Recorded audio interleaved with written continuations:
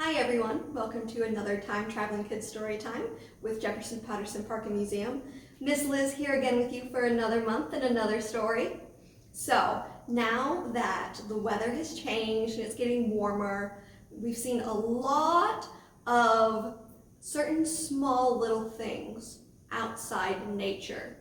Any guesses what I'm talking about?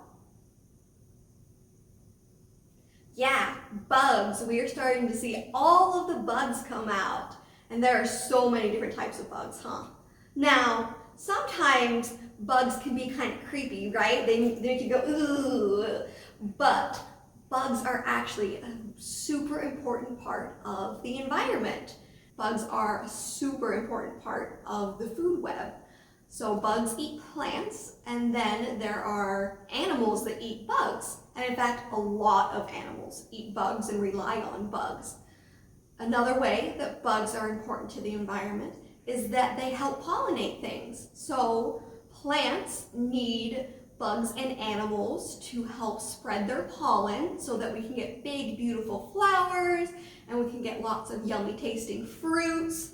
So bugs play a really important role in that. Bugs also help because they help as leaves fall and plants die. Bugs help break things down and break things down into the dirt. So they're a super important part of the world, even though sometimes they might creep us out a little bit. Well, today we are reading a story about a little pill bug named Hank and his adventures and his best friend. So today's book is Hank's Big Day, The Story of a Bug by Evan Kuhlman and Chuck Gronick. Hank's Big Day, The Story of a Bug by Evan Kuhlman and Chuck Gronick.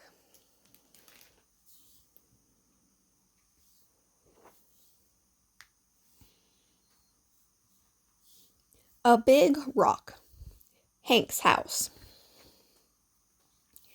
Hank, a pill bug, crawls out from under. This is Hank. Hank shimmies through tall grass. He nibbles on a dead leaf. Breakfast over, Hank creeps past a cricket. A curious cricket. He comes upon a worm tied in a knot. Weird worm. And an ant carrying a potato chip. An industrious ant. Yikes! A scary grasshopper. Hank climbs a long stick. He continues climbing the stick. He finishes climbing the stick, Hank's exercise stick. Then he curls up in the tall grass, playing dead. Hank scoots along and finds himself on a sidewalk. He looks both ways, then starts to cross. He lumbers through a pothole, a shady spot. He stops to inspect a rainbow made of chalk, some stripy art. He climbs on top of a bottle cap, a slippery round thing. Hank finishes crossing as a boy rides by on a skateboard. Too close for comfort. Hank trudges onward and comes upon a smiling face. She is dressed up like her hero, the famous flyer, Amelia Earhart. Hank's best friend, Amelia. With Amelia's help, Hank crawls onto her helmet. Amelia jumps up, tilts her arms, and takes off with Hank aboard. Amelia and her co-pilot, Hank the Pillbug, are crossing the Atlantic in their airplane. Together they run around the front yard. An amazing view of the world. Amelia and Hank zip through the side yard.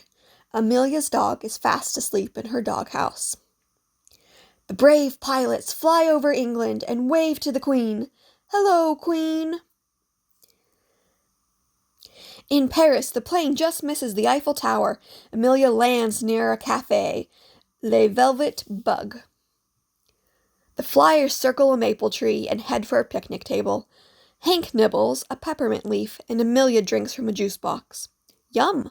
Snack break over, Amelia puts out her hand and Hank crawls back on board.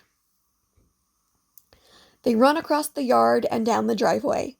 Amelia's brother Aaron is playing with his army guys. Hank and Amelia return to America. They make a daring landing as millions cheer.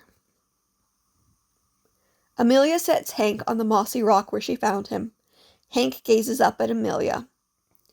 What friendship looks like. Hank crosses the sidewalk, curls up and plays dead, treks down his exercise stick, and passes the grasshopper, the ant, the worm, and the cricket. Then he takes a big bite out of a dead leaf. Yum! And when day is done, Hank crawls under his rock at last. Home sweet home. The end.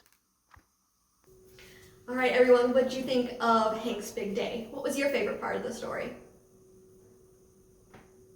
Yeah, I liked when he was playing with his best friend Amelia. I thought that was really fun. Well, for today's craft, I'm going to show you guys how to make some bugs of your own. So, grown-ups, to do today's craft, you're just going to need a couple of things. You're going to need some paper. Any paper will do, but a heavier paper like construction paper or cardstock is going to work better for this. You're going to need some glue. Again, different types of glue are fine. Stick glue, you're definitely going to want a liquid glue as well.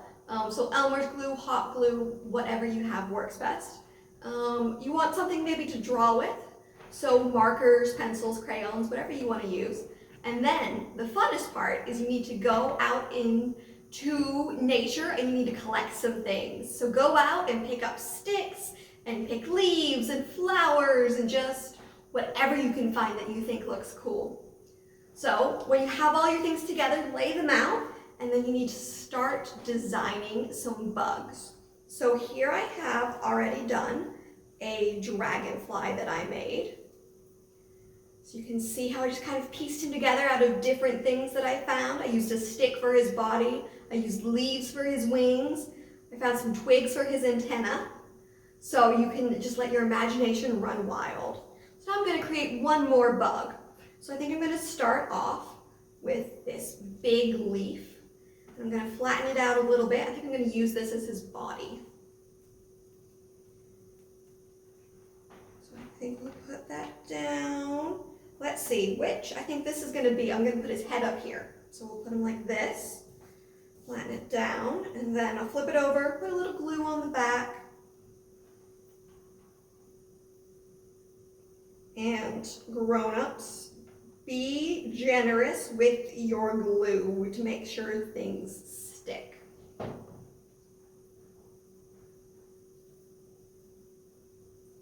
All right. So there's his body. And let's see, I think for him, I'm going to draw his legs on. So but before I do his legs, I think I want to come up with his head. So I think for this one, I might get, let's see, put a buttercup where his head should be. I love buttercups. I've loved buttercups since I was little.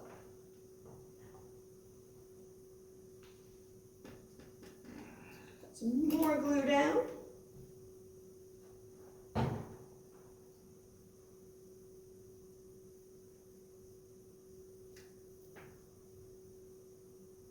Press it down a little bit. And now this plant has these really fun things on them, so I think I'm going to use those to be his antennae.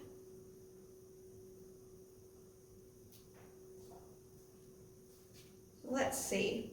Should I make them long or short? Think about that. Long looks good.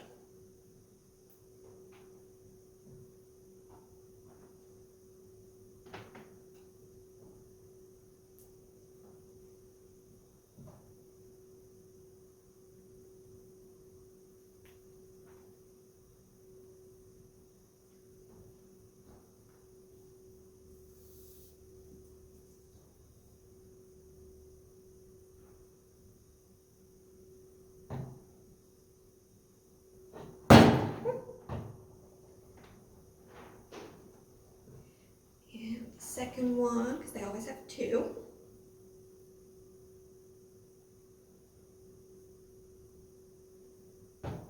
If you're not sure what kind of bug to make, you can always look up pictures of bugs to get ideas. All right, now I need to go and I need to give him his legs. Do you know how many legs bugs have?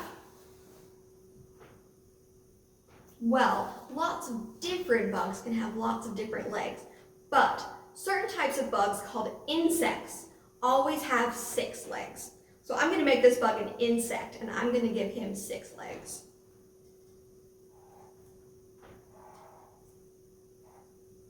So that is how many legs on each side?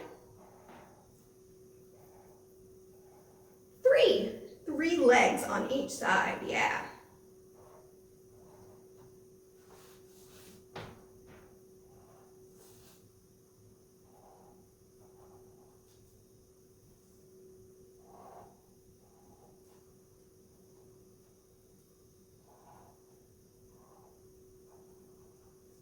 All right. There we go. I'm going to try. Let's pick this up very carefully because the glue is very wet still. There is my bug. Oh no, one of his antennae fell. That's all right, I can fix it. Now, if you want to go a little extra, there's also something fun you can do.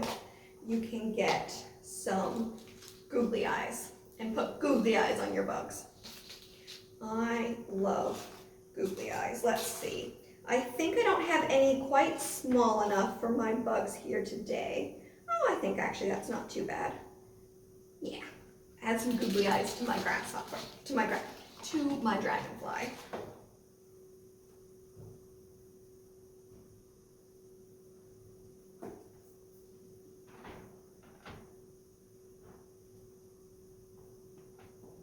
I think anything instantly becomes cuter once you put googly eyes on it.